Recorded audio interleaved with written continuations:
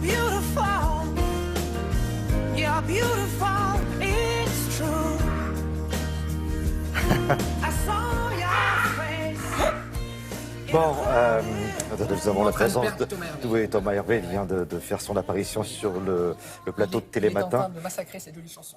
Oui, c'est dommage, Jeff Blount s'en souviendra. Ah oui, il va la rappeler, Alors, On va partir du côté de Lyon, cher Thierry, à la rencontre de Frédéric, qui est libraire à Lyon, dans le 3e arrondissement, rue Moncey. C'est à côté de la Bourse du Travail, si vous voulez aller faire un petit coucou à Frédéric. Alors, ce matin, donc, 3 coups de cœur. Évidemment, c'est le principe de cette chronique.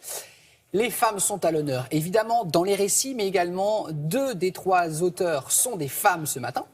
Vous allez voir tous les genres, comme d'habitude. On essaie de vous proposer en 3 livres vraiment un panel assez large. On va commencer par la romancière scolastique Mukatsonga, qui publie Cœur Tambour chez Gallimard. Alors, c'est une jeune femme qui est née au Rwanda, mais qui habite en France depuis 25 ans.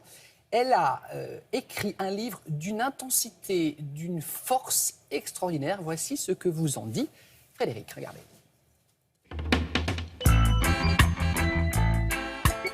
L'histoire de ce livre se déroule en Afrique et on va suivre la vie d'une personne absolument incroyable, la célèbre chanteuse Kitami, grande prêtresse du reggae.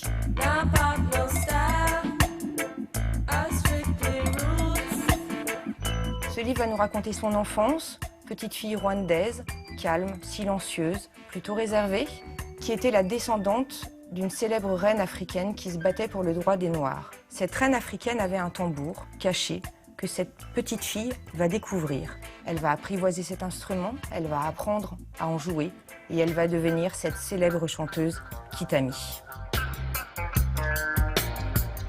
À travers la magie de la langue de Scholastique Mukatsonga, on plonge dans les secrets de l'Afrique.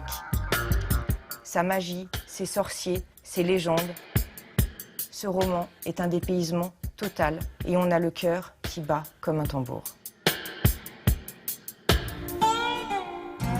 Mon deuxième coup de cœur, un roman noir captivant, Tous les vivants, de Jane Anne Phillips aux éditions de l'Olivier.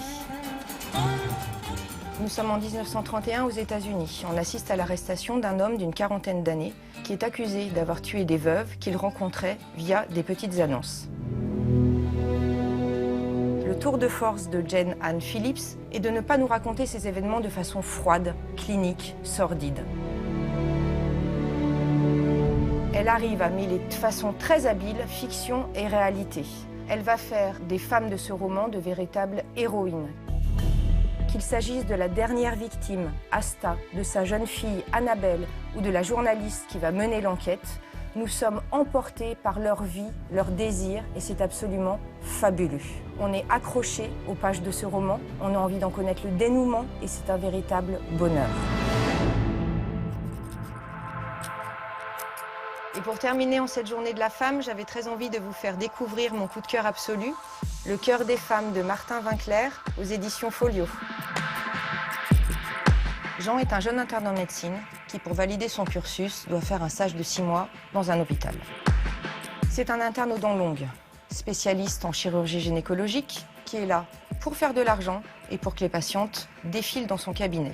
Son chef de service, à l'inverse, pratique une médecine très humaine, à l'écoute de ses patientes, de leurs souffrances, de leurs attentes. Et là, pour Jean, c'est la douche froide. Il va devoir réviser tout ce qu'il savait jusqu'à présent, et s'il veut trouver une place au sein de ce service, il va falloir qu'il fasse des efforts.